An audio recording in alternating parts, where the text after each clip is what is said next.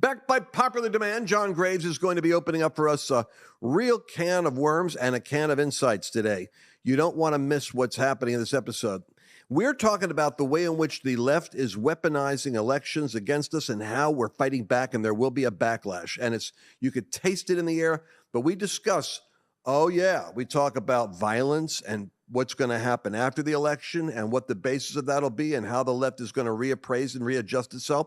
But what I'm going to talk to you about is the weaponization of other things right now that are working against us. And I'm talking about your money. Big corporations, businesses are working against you. Their values, their woke agenda, their CRT and ESG agenda, and I'm giving all these three-letter things. Why are we learning this language about the wokeification of America? Because your money's being weaponized and used against you, but you can fight back. And you could do that by going to lancewallnau.com/Public Square. Public Square. That's the app that I use to find patriot businesses I'm going to use. I won't give the enemy my money. I will give my friends my money. Identify patriot businesses. Identify patriot suppliers. If you're in business, you want to get coffee, go to a patriot coffee shop. Go to someone that actually loves America, believes in capitalism. Invest in them. Don't invest in your enemy. And by the way, if you have a business, put yourself on the map. We'll come to you if you own a business, if you're a chiropractor, if you want to open up a donut shop. Tell me where you are. I'll give you my business before I'm going to give it to the guy that's using my money to destroy my values. I love you. That's why I'm telling you. Go to lancewallnau.com/Public Square or Public SQ. That's what I'm doing, and that's what I'm recommending for all my friends to do. Now we'll see you in the broadcast.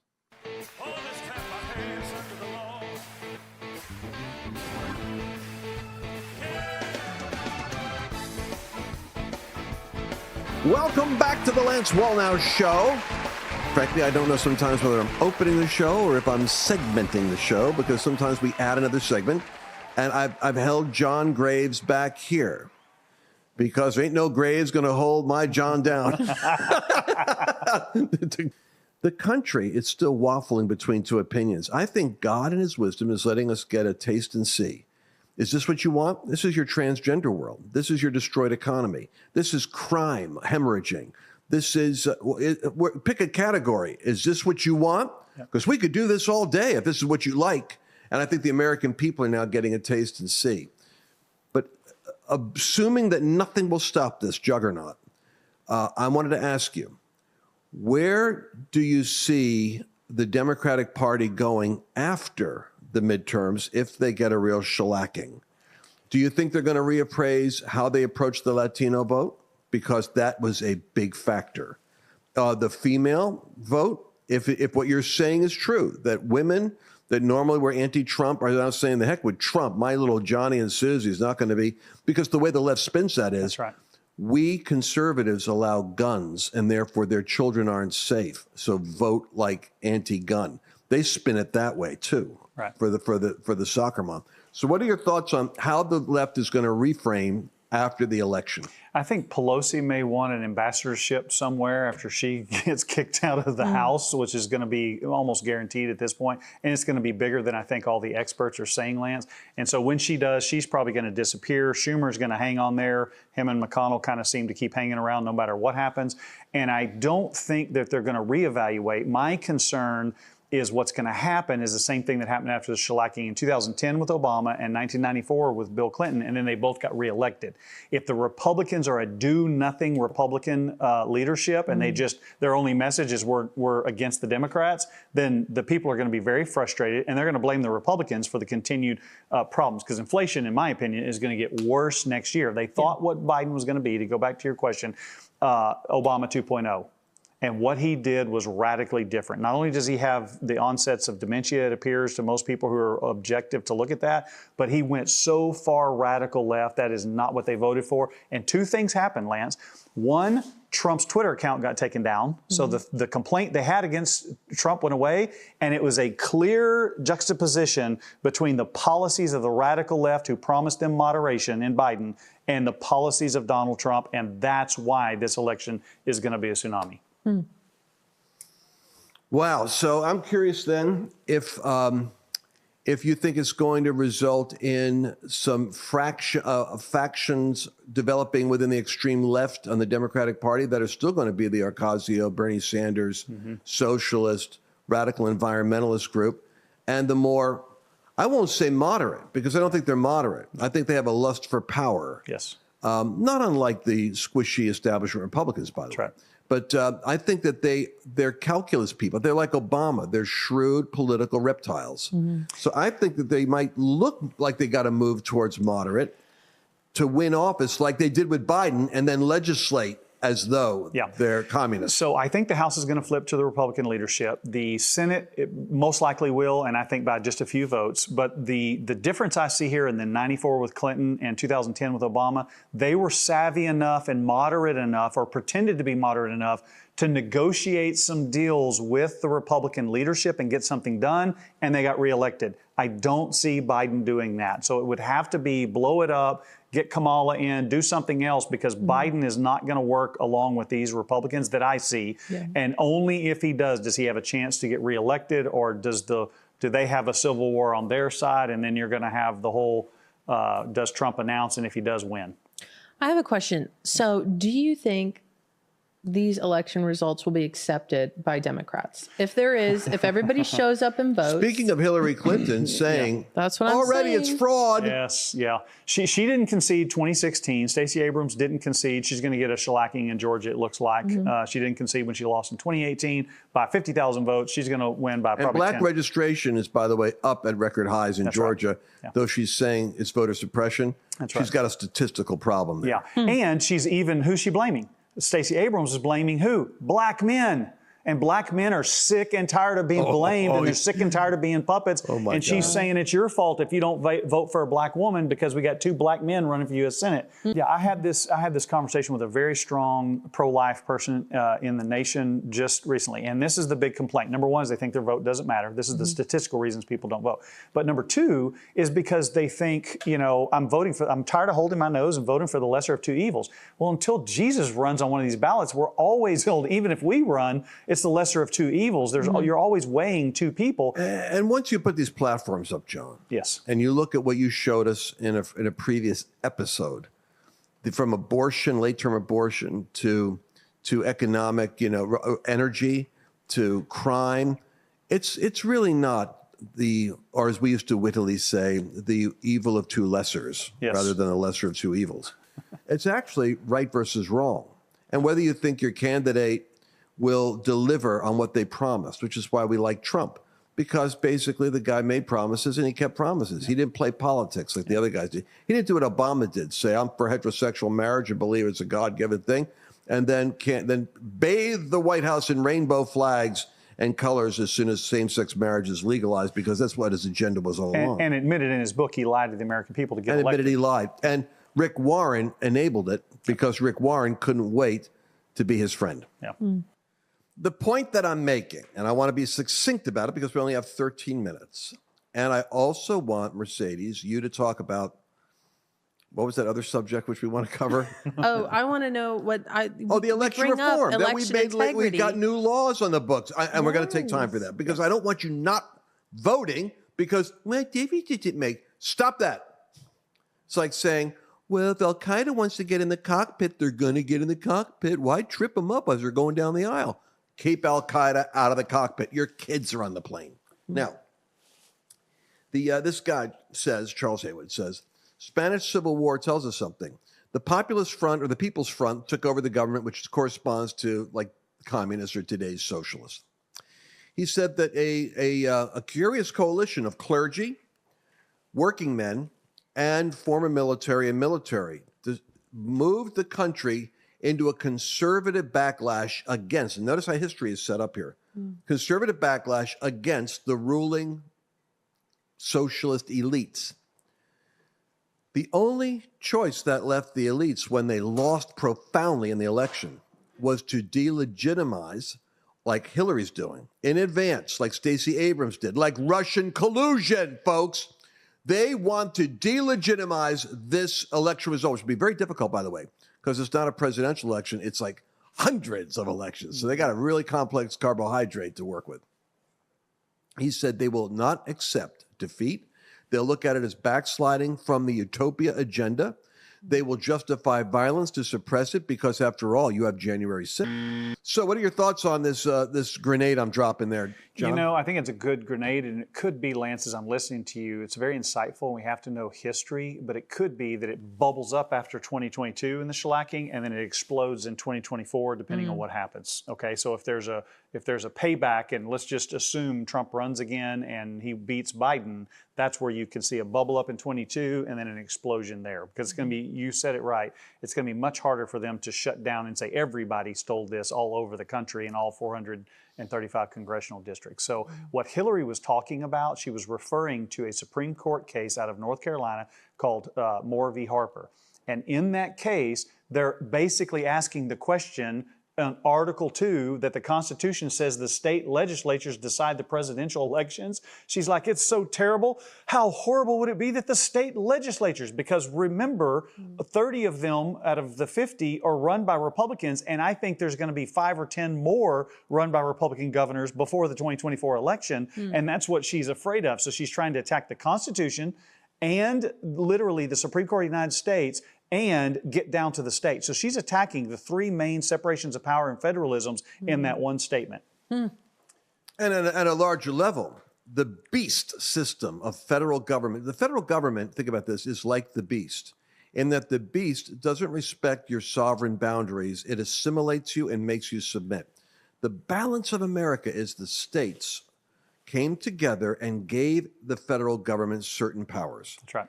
And the powers are restricted to those that are described in our documents. That's how we set it up. But in reality, wink, wink, nod, nod, everybody knows that the federal government owns everything, and you're just a bit player as a state in their game.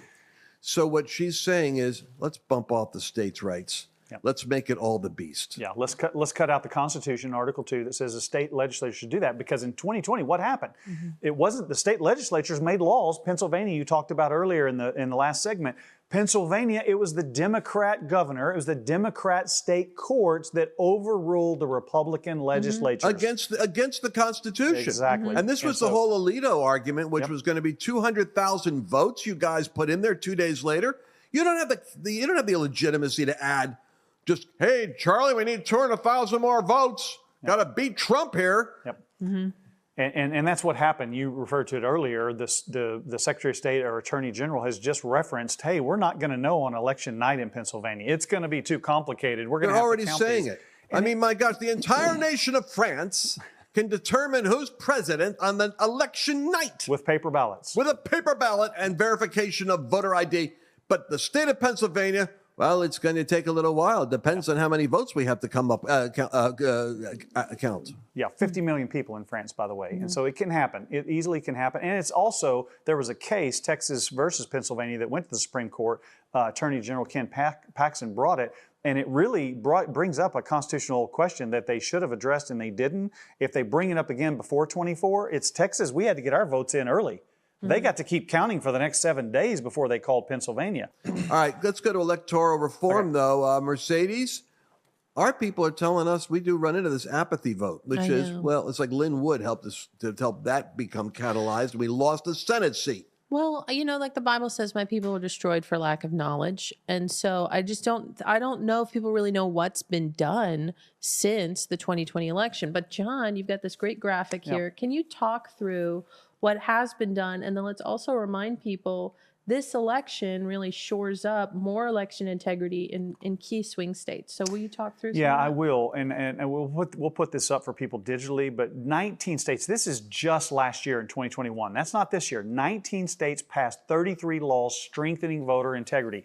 In 2020, it kept growing and growing and growing, not even on this map yet. Wisconsin outlawed drop boxes. You've got literally in the last 2 weeks, even Delaware, the Supreme Court said, no, we're not going to do drop boxes. No, it's not lawful under the Constitution for you to have absentee mail-in ballots. No, you cannot do same-day registration. It doesn't follow our state constitution. So some of the states are doing it, and it's bizarre because some of these are radical far-left states that are doing it. They're just simply following the law, following the Constitution. So what people don't understand is 2 things are going on here. The apathy vote that you're talking about, we can't ever let that be us. That's exactly what the enemy wants us to do, is to give up. Because if you lose hope, if you give up, the Bible's very clear. If you do not quit, you don't grow weary in well-doing. If you do not quit, you will reap a harvest in due season. So we don't have to win everything in this cycle or the next cycle or the next cycle. This is a long game. This country didn't get in this much mess in one cycle. You're not going to fix it in one. And I think that we often give up on the fact that America can be saved.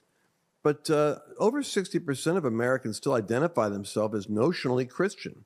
That means when you pick a fight with your faith and you frame it as they're anti-Christian, you're actually losing ground with 60% of Americans. They're not into that. Yeah. But the radical left doesn't care going there. They hate religion. And I would even say, Lance, everything you said earlier about the socialists and about the peoples in the Spanish War, all of that is founded in one religion.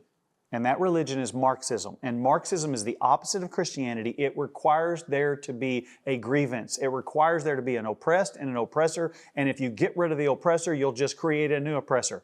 Because at the foundational level, it's the opposite of Christianity, where we forgive, but we continue to change. People are not beyond hope. We're changing things and forgiving people. They have to have a grievance, and they'll just create a new one or manufacture. They have to have a grievance, you're saying. That's right. I thought you said agreements. Just want to clarify for the grievance. because there's southern accent there. Yeah, every now and then, even my northern ears do not hear. I'm thinking there has to be agreements. Yeah. That's profound. What agreements? It's a grievance. A grievance. Yeah, There has to be. In other words, for the divorce to happen, the devil's got to create strife in the marriage. That's right. Jesus said it only comes one way, by hardness of heart. Now, the hardness of heart leads to all these other problems. You stop communicating, or money, or sex, or all the things that outwardly are there. But the root issue is a hard heart in that. You know, it may situation. come down to, do you know this guy I talked about, this Harvard guy? You can tell when Mercedes will tell you, whenever I'm listening to somebody, whether I'm studying, it comes out in every message I do. But he said something rather interesting. He said that the Protestant-Catholic War, that the whole history of the 100 years of wars of Europe was over this issue of whether or not the state can compel you to violate your conscience, which if you have a strong Christian community, you got to be very careful when you cross that line. Because we can kind of like try to take our kid out of the school, or, well, what are they making? And we can fight back with the school board. But it's getting to the point where the left is becoming more and more aggressive in the nature of its demands. And it's forcing Christians to look more militant.